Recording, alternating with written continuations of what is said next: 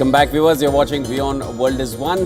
This is World DNA, the show that gets you ahead of the rest. I'm Shivajan. And I'm Hemkaur Saroya, and on the show today, US President Joe Biden has condemned Russia after it launched more than 170 missile and drones targeting Ukraine's power grid on Christmas Day. This is the residents in Ukraine celebrated a quiet Christmas for the third year. We'll get you all the details on this on the show today. Also on World DNA, a criminal case has now been launched over the Azerbaijan Airlines crash in Kazakhstan. The Azerbaijani airliner with 67 people on board crashed on Wednesday near the Kazakhstani city of Aktau, killing 38 people and leaving 29 survivors. We will be delving deeper into that case. This and a lot more lined up for you right here on World DNA. Let's start with the headlines.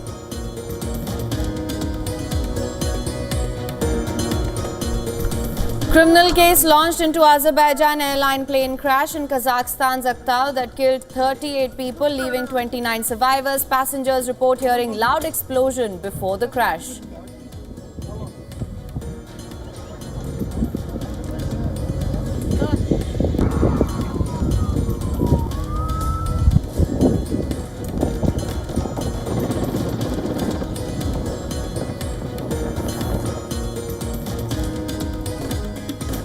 Protests break out in Syria over a video showing an attack on an Alawite shrine.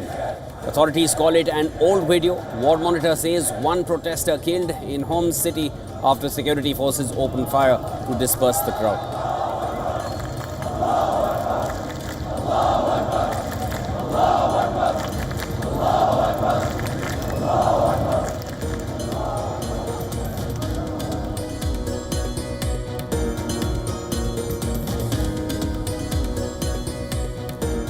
After 4 strikes in a week on Israel by the Houthi rebels, Prime Minister Benjamin Netanyahu vows action, saying Yemen's Houthis will learn what Hamas, Hezbollah, Assad regime and others have learned if it takes time.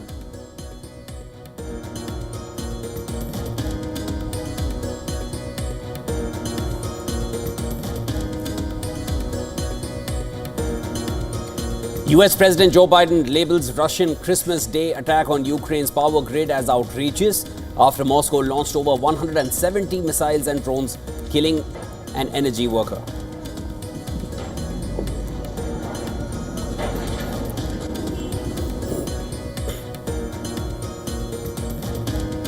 Russian state-owned company says a Russian military cargo ship that sank in the Mediterranean Sea this week was the target of a terrorist attack as 3 consecutive explosions took place before it went down.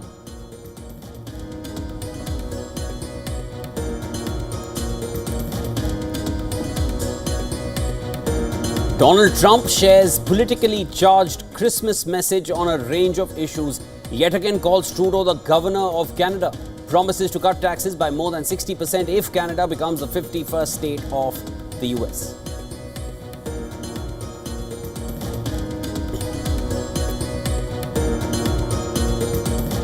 A prison riot in Mozambique's capital, Maputo, leaves 33 people dead and 15 injured as civil unrest linked to October's disputed election continues. More than 1,500 prisoners escape amid unrest.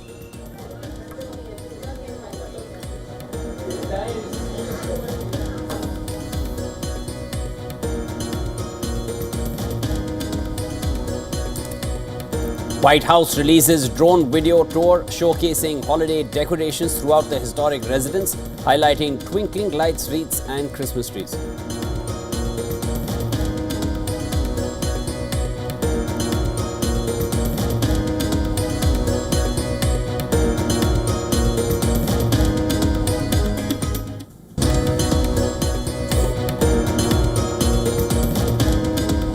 Sam Constas makes a memorable debut for Australia in the Boxing Day Test. The teenager took on the Indian bowlers before getting out on 60 of 65 balls.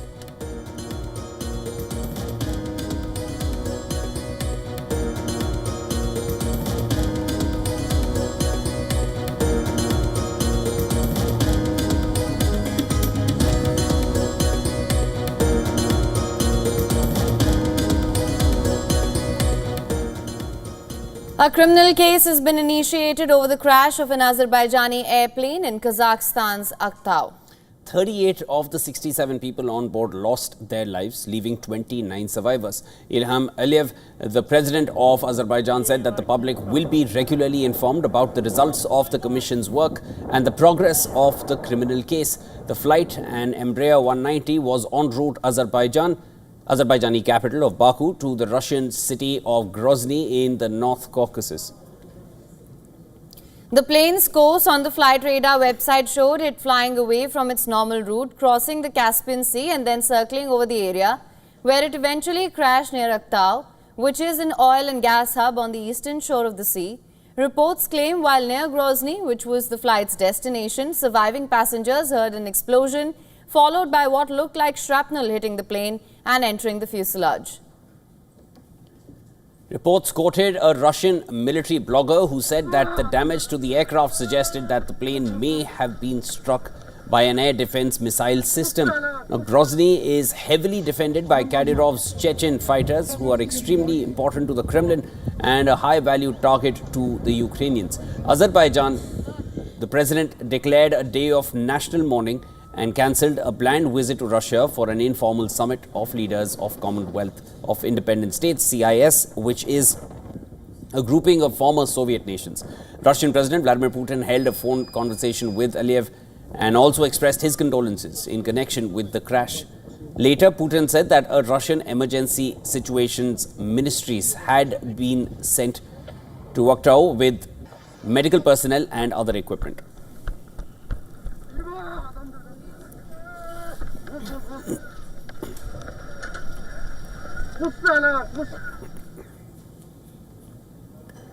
US President Joe Biden lambasted Russia after it launched more than 170 missiles and drones targeting Ukraine's power grid on Christmas Day. President Biden called the attack that killed at least one thermal plant worker in central Ukraine as outrageous. Now, in a statement, Joe Biden said that the aim of the attack was to cut off Ukraine's access to heat and electricity and jeopardize the safety of Ukraine's power grid. Earlier, Ukrainian President Volodymyr Zelensky condemned the Russian assault as inhumane. Zelensky said that Putin deliberately chose Christmas to attack Ukraine's energy system. And this was also the 13th large-scale attack on Ukraine's energy infrastructure this year. Following the attack, blackouts engulfed several regions of Ukraine. In addition, heating supply was cut off in several parts of Ukraine's Dnipro. Further, Russia continued its assault in Ukraine's second largest city of Kharkiv. Several firefighters could be seen extinguishing a blaze in a destroyed building on Christmas Day. According to authorities in Kharkiv, Russian missiles struck several boiler houses, thermal power plants and electricity facilities. On the battlefield, Russia has said that at least 5 people were killed in the Ukrainian strikes near the border regions of Kursk, while Ukraine said that it intercepted several Russian missiles. It also said that it was unable to down 2 North Korean KN-23 ballistic missiles. Meanwhile, the war between Russia and Ukraine did not halt Christmas celebrations. Ukrainian soldiers in the war-torn Donetsk region celebrated Christmas by chanting hymns and carols. На жаль, ми зараз не можемо бути разом зі своїми родинами, тому нас об'єднала така наша військова родина. І зараз наші серця б'ються в унісон, прославляють Бога. І ми зібралися, щоб перш за все подякувати йому за те, що ми є, за те, що ми живемо, а також згадати тих наших захисників і захисниць, які полягли за нашу Україну. Meanwhile, residents in Kyiv took to the streets to take part in Christmas procession despite the chaos and bloodshed caused by the Russia-Ukraine war.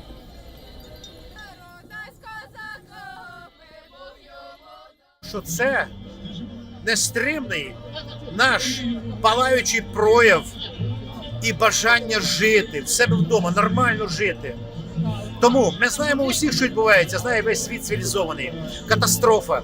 Але таким єднанням, не лише ходою, я на цьому наголошую, а цим єднанням ми кажемо в усьому світу і насамперед Господу Богу, що ми є. Ми будемо обов'язково, тому що ми не вмируща нація. Now, tensions are escalating in the Arctic, all thanks to US President Donald Trump, who has repeatedly called for the acquisition of the world's largest island. But Denmark is moving to boost the defense of Greenland, and this latest geopolitical chess move comes as Trump simultaneously eyes both Greenland and the Panama Canal, revealing a broader strategy to secure critical global choke points.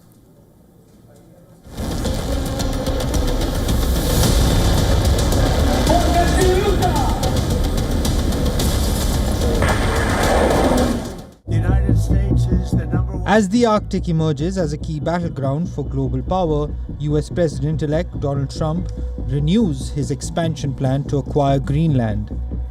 Trump is citing the world's largest island's unparalleled strategic importance with its proximity to Europe and the Arctic. Greenland provides the US with critical leverage in defense and resource security, prompting Trump to label it a geopolitical necessity. At the heart of Trump's renewed interest is Greenland's pivotal role in US missile defense. The Pituffik space base located in Greenland enables America to monitor and intercept threats from Russia, China, and North Korea. This Arctic outpost gives the US unmatched reach to protect its territories and allies while positioning it as a dominant player in the race for Arctic supremacy.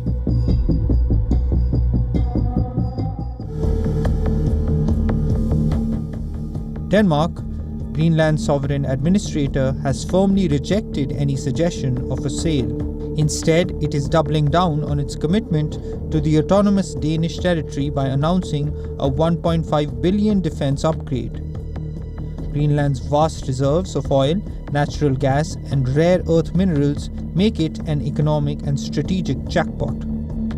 With rare earth minerals such as neodymium and dysprosium, vital for technologies ranging from smartphones to defense systems, Greenland represents an opportunity to reduce reliance on China and Russia, the current dominant suppliers. As melting Arctic ice opens new shipping routes and resource opportunities, Greenland's importance only grows.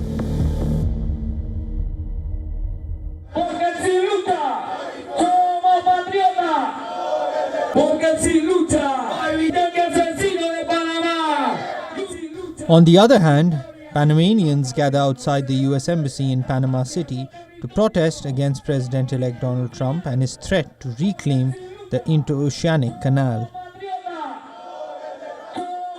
Panamá un territorio soberano. El pueblo panameño ejerce... Panama is a sovereign territory, and the Panamanian people exercise their self-determination. The canal here is Panamanian. Donald Trump, with his imperial delusions, cannot claim a single inch of land in Panama. We are rejecting such claims, and furthermore demanding that the submissive government of Mr. Molino honor the nation by calling the ambassador and holding her accountable for those statements. Trump's vision of securing Greenland and Denmark aligns with his larger strategy of strengthening US influence in critical regions. Trump's plans have sent shockwaves through international diplomatic channels, forcing allies and adversaries alike to reassess their strategic positions. Bureau Report, WION World is One. In the widening rift between Ecuador's President Daniel Noboa and his deputy Veronica Abad, the court has reinstated Abad in her role, ending 5-month suspension imposed by the ministry for allegedly abandoning her duties. Pronouncing the order, the judge said Abad's constitutional rights had been trampled and ordered the Labour Ministry to issue an apology and pay Abad's lost salary. The judge also expressed that she was coerced, threatened and intimidated by the judicial branch officials to rule against Abad. Following the ruling, Noboa government asked Abad to report for duty in Turkey by the 27th of December to help promote the country's economic relations. At this moment, the President has taken the decision to issue Decree 490, which entrusts her with the functions. This means that she has nothing to do in the Vice Presidency, but she has to report to Turkey until December 27, as the decree says. Veronica Abad has called this move a conspiracy to banish her to Turkey. The Vice President also staged a protest outside the Vice Presidency headquarters as she was stopped by military personnel from entering her office. Señor Presidente. Mr. President, it is a disgrace before the international community that you do not give way to access her office to the constitutional vice president of the Ecuadorians. The origins of the dispute between the two remains unknown, but shortly after becoming president, Noboa sent Veronica Abad to serve as ambassador to Israel, effectively isolating her from his administration. Ecuador is also set to hold presidential elections next February, and Abad will have to hand over his presidency next month to the vice president as he seeks re-election.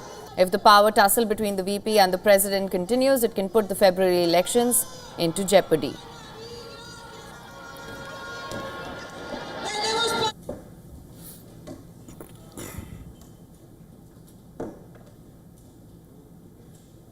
Shifting focus to the east now, days after being impeached, South Korea's suspended president Yoon Suk-yeol has failed to appear for questioning at the Corruption Investigation Office.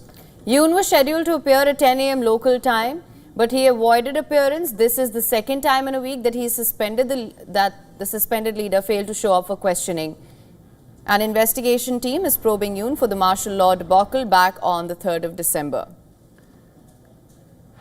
This is when he had briefly imposed martial law but withdrew within hours after massive criticism. Now, in the days that followed that failed martial law plot, the opposition has been successful in getting Yoon Suk-yeol impeached and his presidential powers suspended. As days passed, more people gathered at massive protests in Seoul, calling for the president to step down. Now, court will also begin proceedings on Friday. To determine if Yoon's impeachment is valid, if the court decides to remove Yoon, South Korea needs to hold a presidential election within 60 days.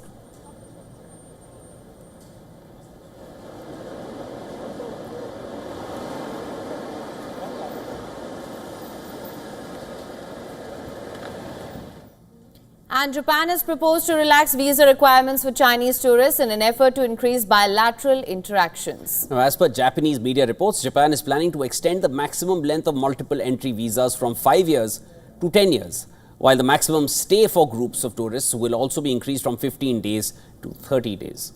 It follows China's decision to add Japan to its visa-free entry scheme last month, allowing visitors to stay up to 30 days. During a visit to Beijing on Wednesday, Foreign Minister Takeshi Iwaya announced the measure. He also met Premier Li Qiang and Foreign Minister Wang Yi, inviting the latter to Japan for economic talks. In a statement, the Chinese Foreign Ministry said both sides agreed to promote cultural and educational exchanges, including more visits by young people, and work to increase the number of students studying in other countries. Now, the two sides also confirmed that dialogue mechanisms covering areas like security and diplomacy will be restarted, while talks on allowing Japanese beef and more milled rice imports into China would also resume. The visit is Iwaya's first to China since becoming Japan's top diplomat earlier this year. China and Japan are key trading partners, but increased friction over disputed territories and military spending has frayed ties in recent years.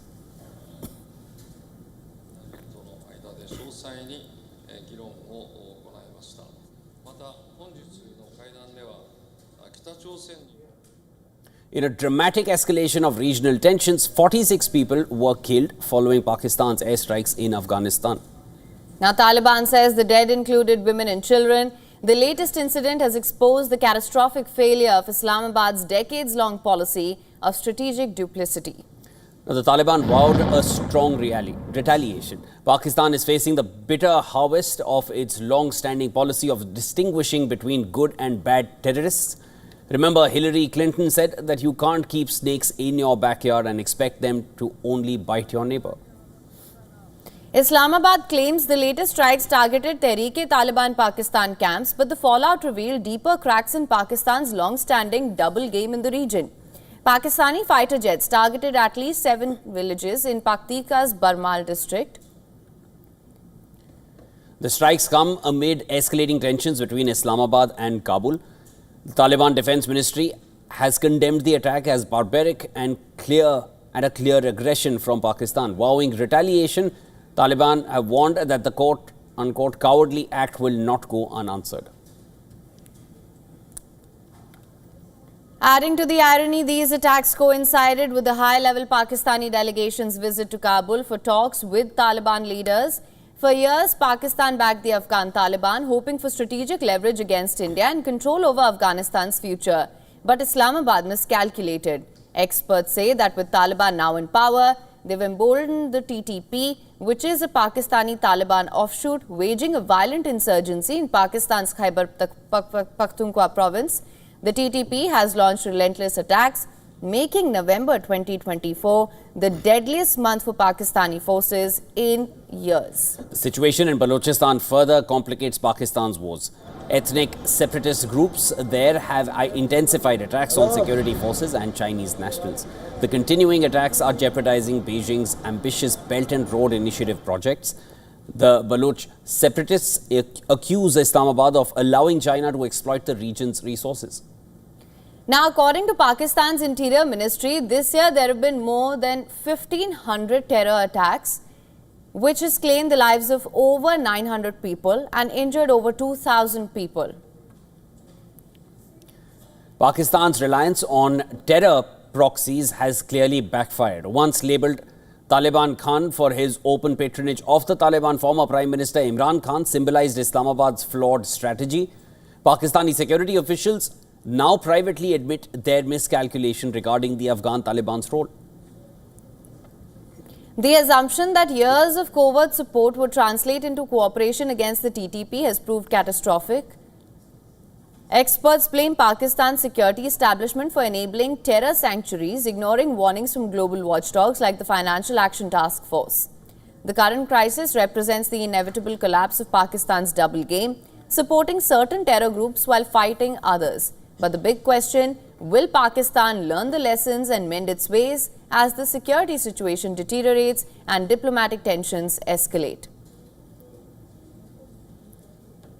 Pakistan faces the consequences of policies that have finally come full circle, threatening the very stability they were meant to ensure. Now, all eyes are on the next move coming from Kabul. Former Afghan President Hamid Karzai had famously said that Pakistan and Afghanistan are joint twins.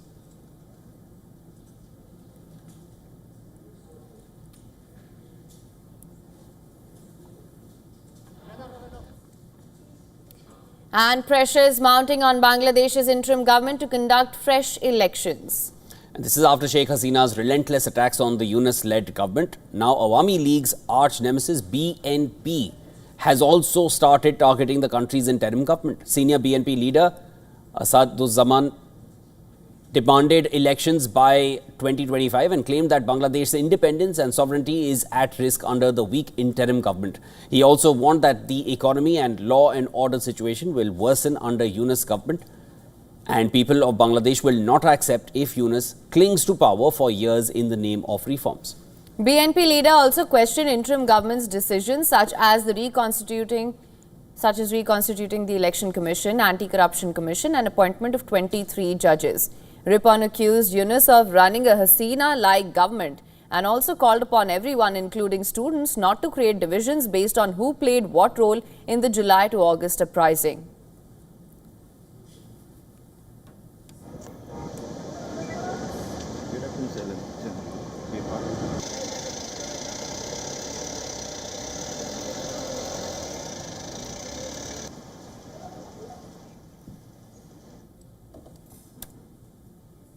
And with that, it's time now for a short break. But before we go, here's a look at all these climate stories that are making headlines across the globe. We'll be back shortly.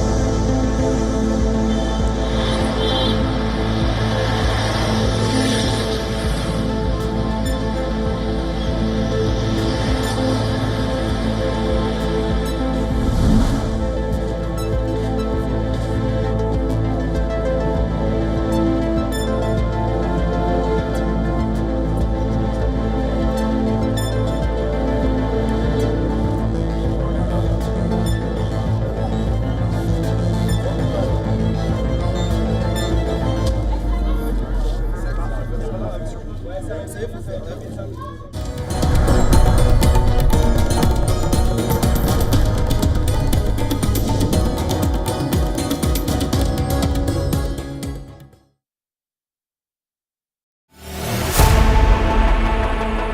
more, understand better, think ahead.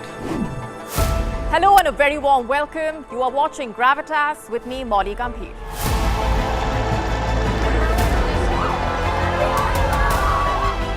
Get the facts, not the bombast. On the 26th of March, dynamic pricing, Baloch separatists, Gravitas cuts out the clutter. Gravitas keeps calm when others scream. Gravitas brings news to life.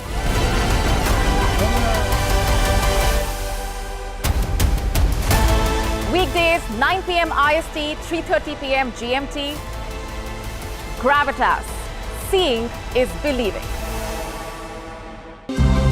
To bring the benefits of the Subhash Chandra Show to your educational institution, teachers and students, send an invitation to Juhi Jha at juhi@such.org.in.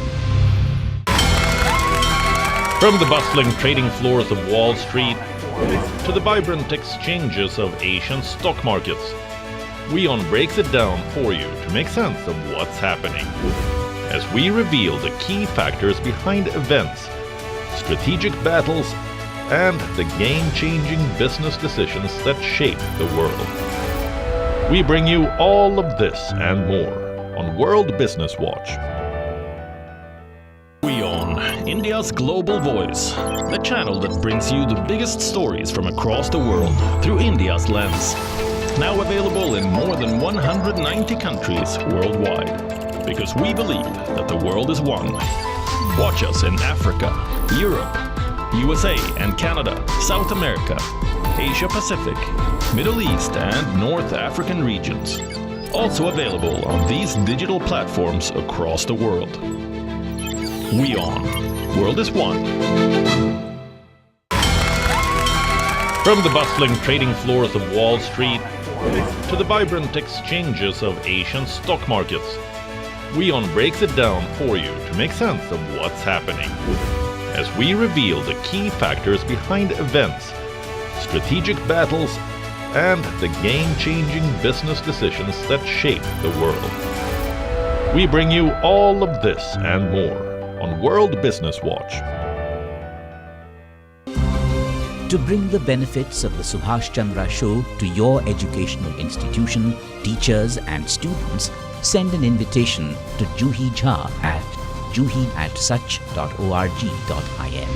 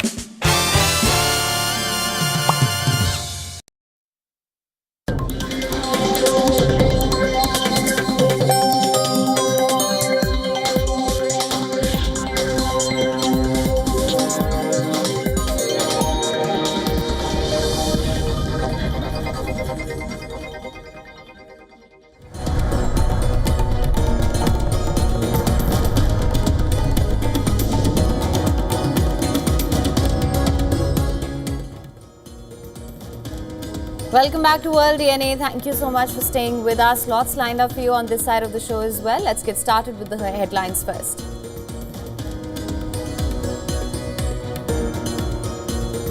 Japan Airlines reports a cyber attack which it says could impact flights without offering further details as situation is being addressed.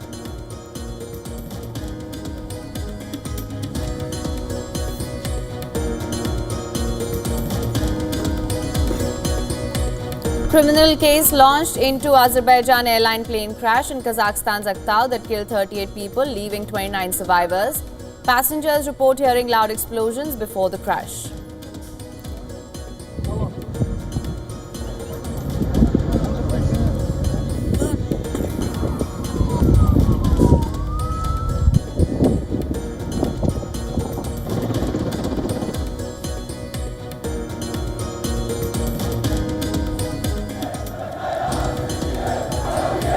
Protests break out in Syria over a video showing an attack on an Alawite shrine. Authorities call it an old video. War Monitor says one protester killed in Homs city after security forces opened fire to disperse the crowd.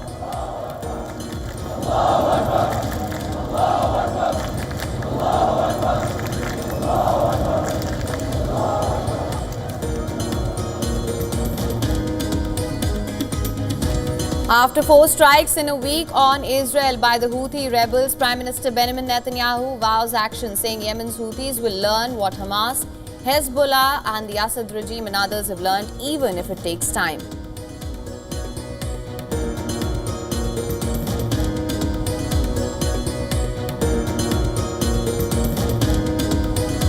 US President Joe Biden labels Russian Christmas Day attack on Ukraine's power grid as outrageous after Moscow launched over 170 missiles and drones, killing an energy worker.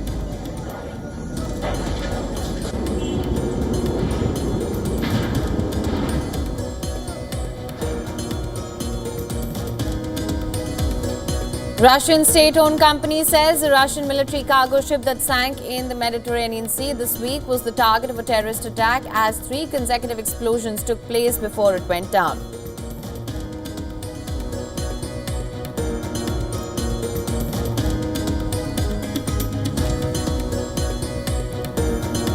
Donald Trump shares politically charged Christmas message on a range of issues, yet again calls Trudeau the governor of Canada, promises to cut taxes by more than 60% if Canada decides to become the 51st state of America.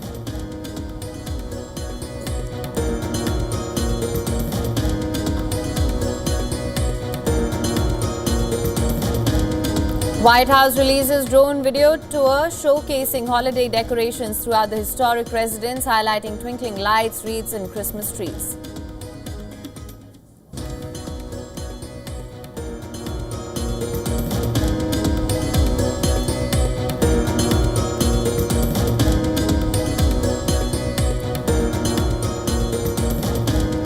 Sam Constance makes a memorable debut for Australia in the Boxing Day test. The teenager took on the Indian bowlers before getting out on 60 of 65 balls.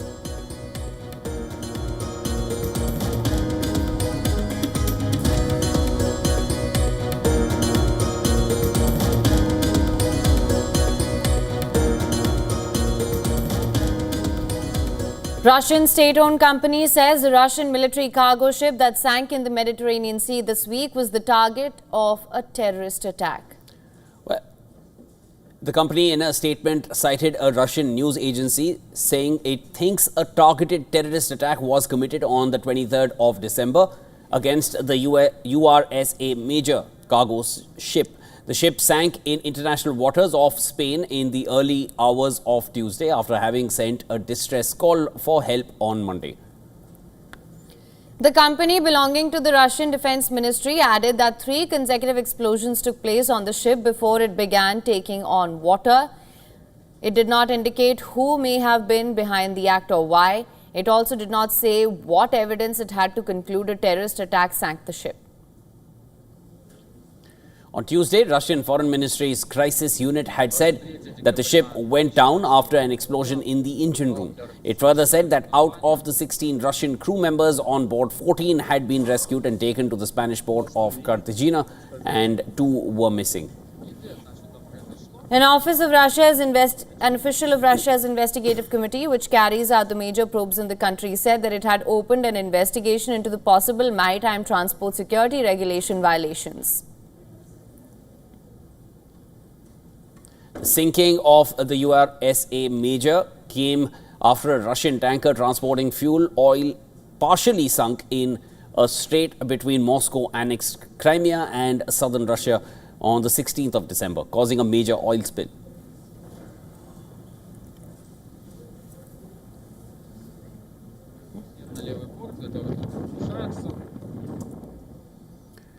Israeli Prime Minister Benjamin Netanyahu has warned that the Houthi rebels in Yemen will learn what Hamas, Hezbollah and the Assad regime have learned.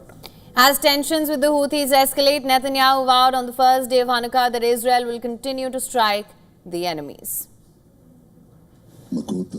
We are striking the enemies and those who thought they will sever our lives here, so it will apply to everyone. The Houthis too will learn what Hamas and Hezbollah and Assad's regime and others learned. And even if it takes time, this lesson will be learned across the Middle East. This comes after a missile launched from Yemen triggered air raid sirens across central Israel, sending millions of residents looking for cover for the second night in a row. This was the 4th time in a week that fire from the Houthis set off sirens in Israel. The Houthi group says it carried out 2 drone operations targeting Israeli positions in the past day. Houthi military spokesperson Yahya Saree said that the first operation targeted a sensitive and vital target in Tel Aviv, while the second drone attack targeted a military industrial area of Ashkelon in southern Israel. As Israel battles conflicts on more than a few fronts, reservists in a military camp in northern Israel celebrated the first day of Hanukkah. The men near the border with Lebanon held a candle lighting ceremony and sang and danced to mark the annual holiday. Meanwhile, efforts to secure a ceasefire in Gaza continue. President Isaac Herzog has urged Israeli leaders to use all their power and means to secure a deal for the release of hostages still held in Gaza. In the latest, Egypt's foreign minister has said that his country is working with Qatar to secure a ceasefire deal that would also allow aid into the Palestinian enclave.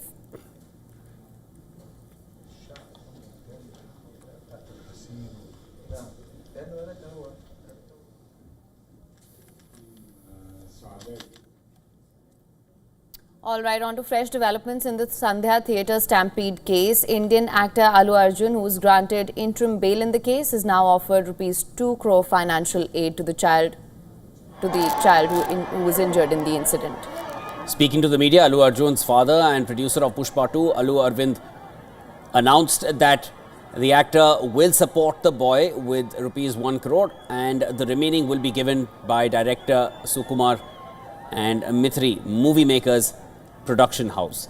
The money will serve as a measure of compensation for the family. The amount is also meant to secure the future of the woman's 8-year-old son, who suffered grievous injuries and was earlier put on an assisted breathing device in the hospital. The actor, who was charged with culpable homicide not amounting to murder and then arrested, sent to jail for 14 days and released on bail, all in a few hours on the 13th of December, had earlier donated ₹25 lakhs, while the film's director had offered ₹5 lakhs as compensation. Speaking of the incident, a major stampede took place on the 4th of December in Hyderabad when Pushpa 2 was screening at the Sandhya Theatre. The stampede broke out when the Pushpa actor made a visit to the auditorium.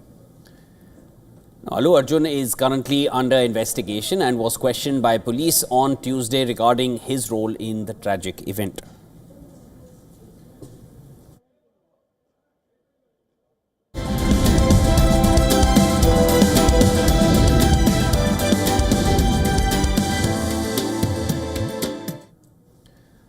Well, with the Santa Claus rally underway and the year coming to a close, what's in store for financial markets next year? Take a look at this next report as we decode the risks and factors that could drive markets in the coming year.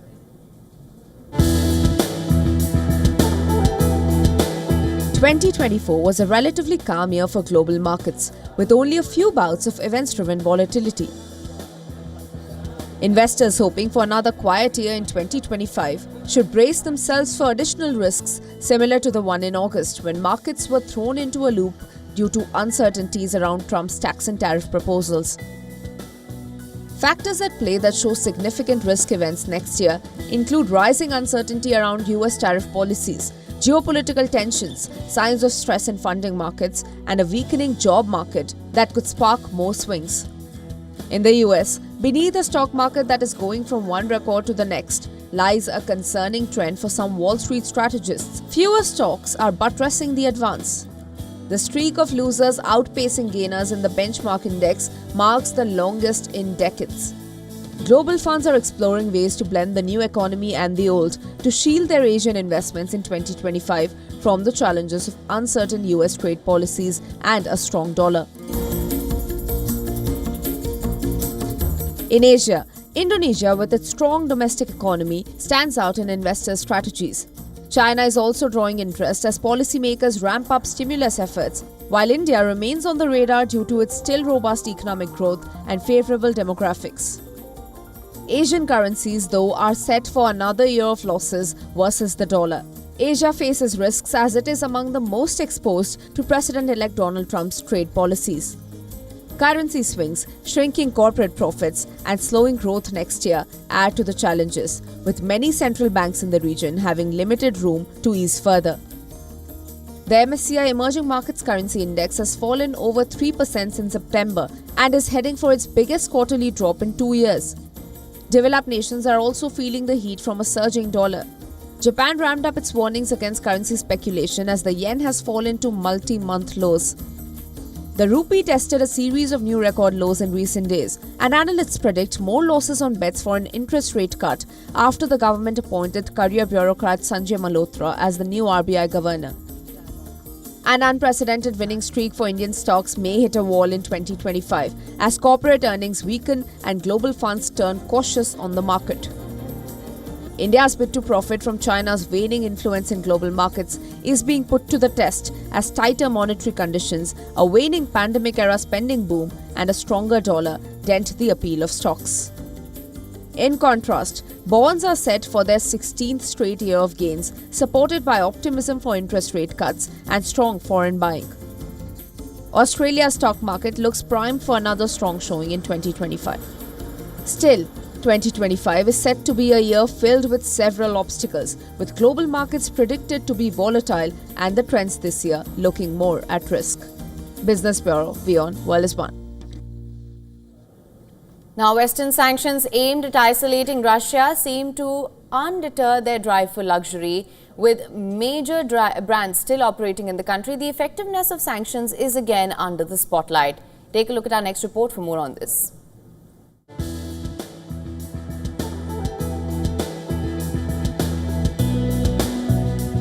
Despite the West imposing stringent sanctions on Russia and banning the export of luxury goods, Moscow's high-end markets are thriving.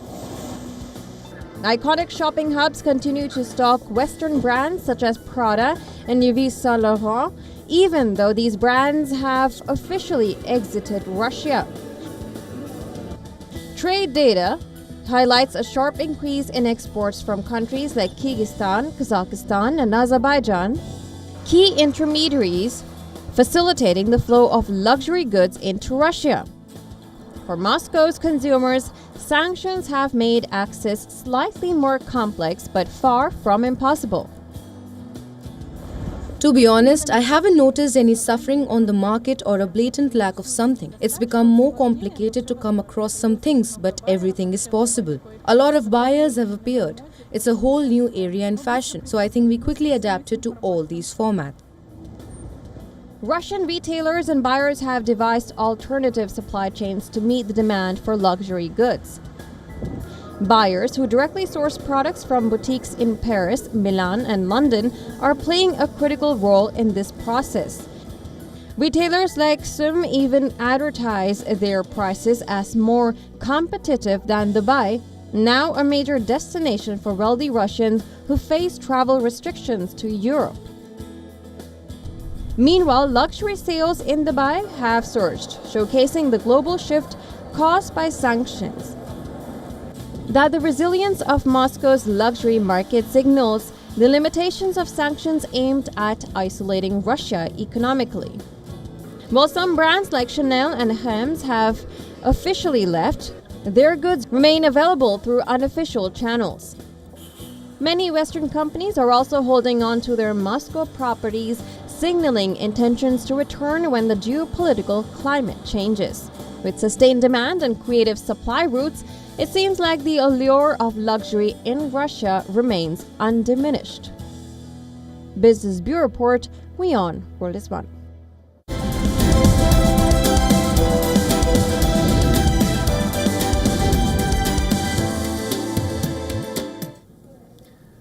All right, next up, let's take a look at the developments in technology. The United Nations General Assembly has adopted a historic treaty to combat cybercrime, marking the first international criminal justice agreement negotiated in over 2 decades. The legally binding UN Convention Against Cybercrime aims to strengthen global cooperation, protect societies from digital threats, and safeguard human rights online. The treaty provides a framework for evidence sharing, victim protection, and crime prevention across borders. UN Secretary General Antonio Guterres hailed the agreement as a victory for multilateralism, emphasizing its potential to foster a safer cyberspace. The landmark treaty is the result of 5 years of negotiations involving member states, civil society, cybersecurity experts, and the private sector.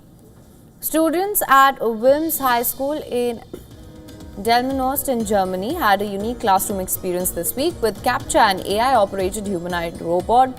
The robot, developed by Hong Kong-based Hidoba Research, led lectures and debates on the role of AI in society. Students excited by the experiment praised the robot's strong arguments but noted a lack of personal connection. The event, organized by the students after meeting CAPTCHA at the UN's AI for Good Summit, drew significant attention. The school, known for promoting AI education under the hashtag #IMakeAI, called the experiment one of Europe's first robot-led lessons.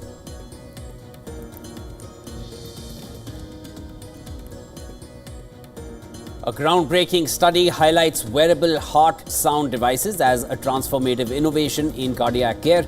Researches done by the City University of Hong Kong say these non-invasive devices offer continuous real-time monitoring, making way for better prevention, better diagnosis, and better treatment of cardiovascular diseases.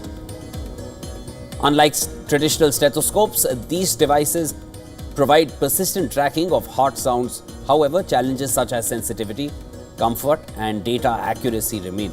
With cardiovascular diseases posing a global health crisis, experts believe advancing wearable technology could revolutionize patients' care. According to the National Library of Medical, and an estimate for the global annual incidence of sudden cardiac death would be around 4 to 5 million cases per year.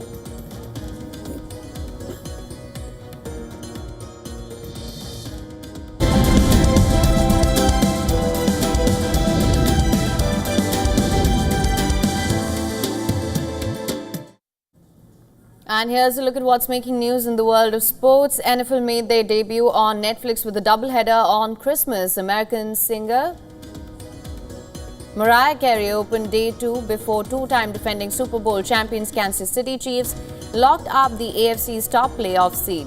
Patrick Mahomes, Travis Kelce combined to beat Pittsburgh Steelers 29-10. The Chiefs will now have a first-round bye and home field advantage throughout the playoffs. The 32-time Grammy winner Beyoncé stole the show with a halftime performance during the Houston Texans vs. Baltimore Ravens game. The Ravens crushed the host with a 31-2 victory.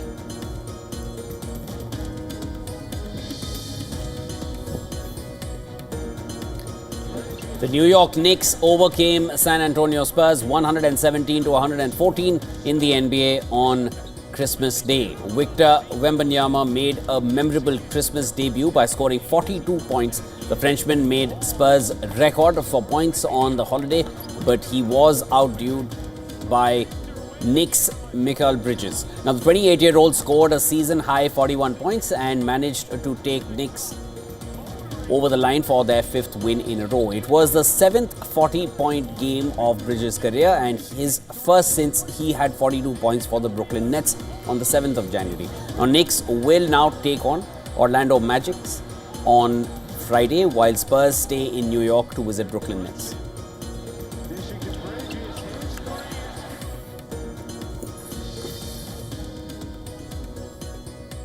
Pep Guardiola has admitted he fears that English champions Manchester City will not qualify for the Champions League next season. City are currently in their 14th consecutive season in European football's most prestigious club competition. Guardiola's side are 7th in the Premier League, 4 points behind Nottingham Forest, who are in 4th. 5th spot could secure a Champions League berth, but City are struggling and have only one victory in their last 12 matches. They will hope to change their fortunes when they take on Everton later today.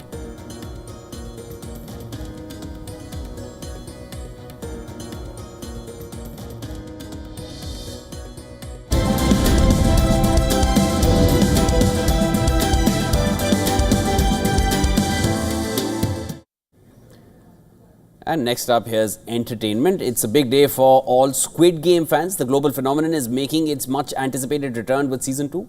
The season 2 of the successful series is finally out. All 7 episodes are streaming on Netflix, making it the perfect binge-worthy watch during the holiday season. This season picks up 3 years after Ji-yoon, aka the player 456, survived the first deadly game. Now he is back with a mission to bring down the sinister organization behind the games. Alongside returning cast members like Lee Jung-jae and Lee Byung-hun, the new season introduces fresh players and challenges, promising even more heart-pounding moments. But how did the Squid Game frenzy really begin? The record-breaking arrival of Squid Game to Netflix in September 2021 saw a groundbreaking shift in the attitudes to a foreign language series on streaming, earning $1.65 billion that's 1.65 billion viewing hours in the first 4 weeks and becoming the streamer's most watched show ever at the time. Squid Game was an instant phenomenon that made viewers laugh, cry and look on in horror of capitalist greed played out in sickening playground fashion. Understandably, given the success of the show, a second was confirmed not long after, with production taking place in the summer of 2023 in South Korea. Since then, fans have been eagerly awaiting the return of the games, and now it's finally here.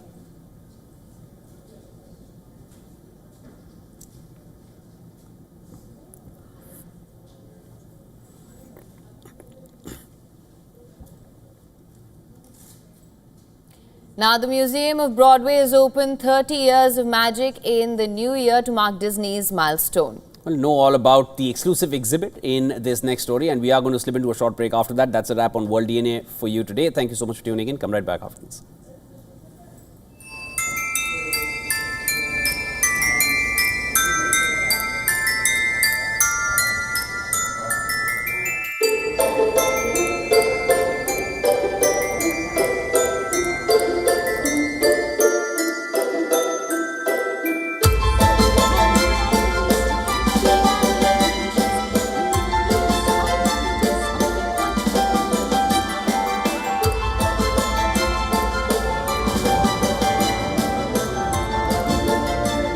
Perhaps the most curious thing about 30 years of Disney on Broadway is that it was never anticipated. Walt Disney had never even planned to be on Broadway, had never thought he would, and never even thought about a Broadway business, and thus never even got Broadway rights to the films he made. It never had occurred to him, even though he recruited Julie Andrews for Mary Poppins, having seen her in Camelot. But when Beauty and the Beast opened, it was a flyer, it was a test, it was just an idea. And then it exploded, mostly because of what people created and how the audience connected.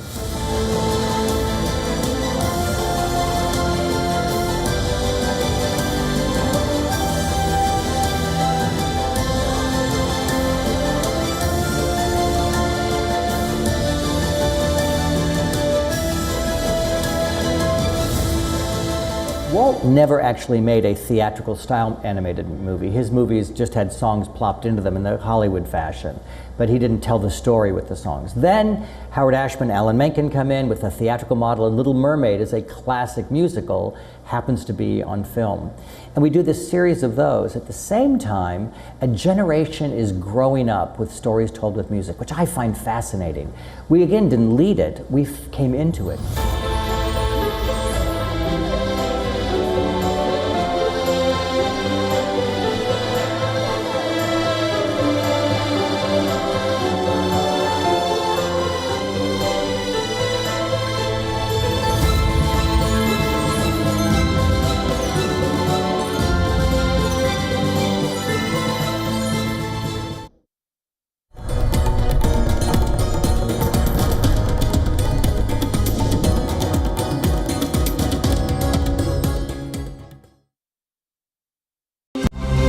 To bring the benefits of the Subhash Chandra Show to your educational institution, teachers and students, send an invitation to Juhi Jha at juhi@such.org.in.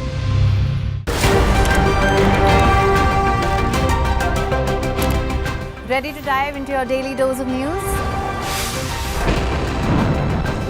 Bringing you what's trending in the West and all that's setting trends in the East. And all of this served up with a side of insightful banter. We don't just bring you the latest stories. We bring you your talking points for the day. And while you do that, from the busy streets of New York, I will provide you with deeper insights on the developments through the course of the day in the US. And I will be here at the WION headquarters, getting you all the action from the universe of sport. All that you need to know about your favorite teams and players. Right here. The show that keeps you ahead of the global curve. A conversation you'd want to be a part of. A place where news becomes an engaging exchange. We bring you stories that impact your present. This is World DNA. Join the conversation.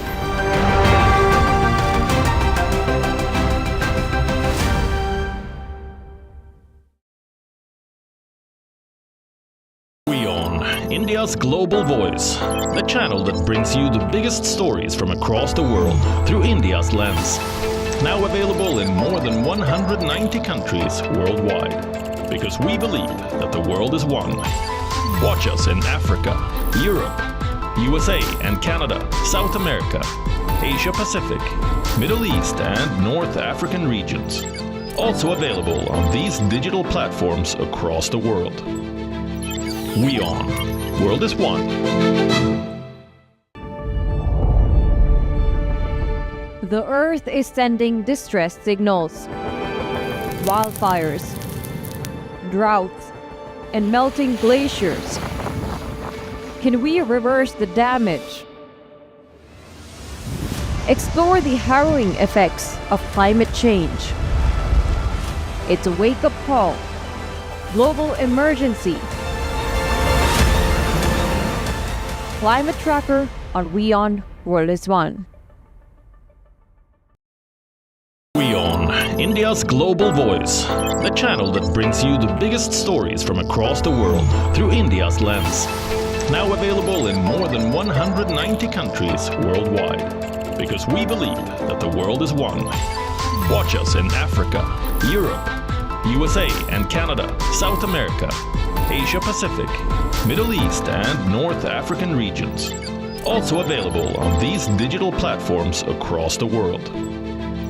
WION. World is one.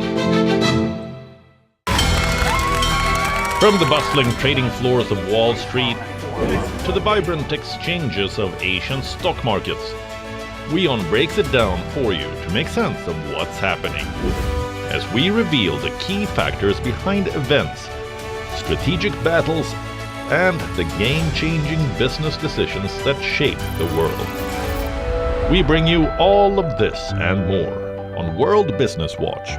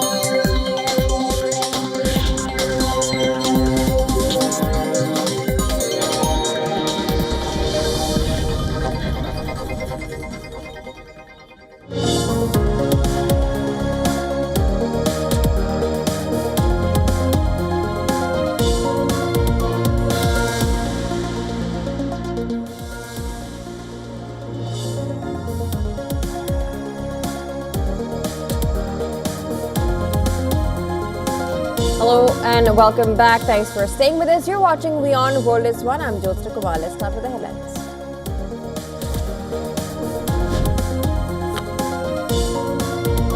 Japan Airlines reports a cyber attack which it says could impact flights without offering further details as situation is being addressed.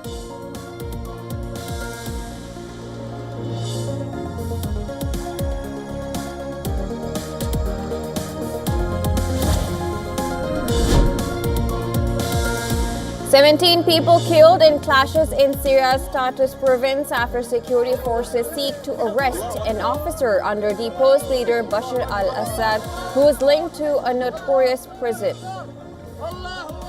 هنا من داخل السجن المركزي في مدينة حما.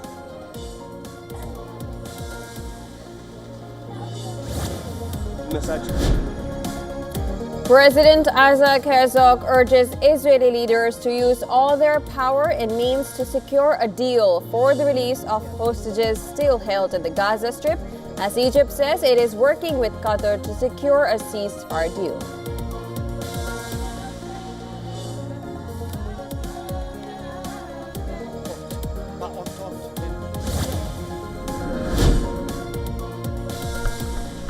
Criminal case launched into Azerbaijan airline plane crash in Kazakhstan's Aktau that killed 38 people, leaving 29 survivors. Passengers report hearing loud explosion before the crash.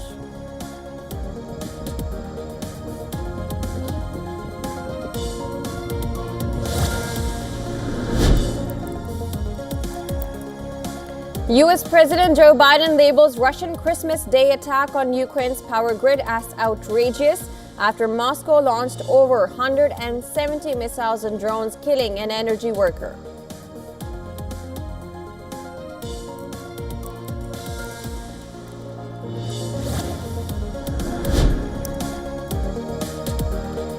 Russian state-owned company says a Russian military cargo ship that sank in the Mediterranean Sea this week was the target of a terrorist attack as 3 consecutive explosions took place before it went down.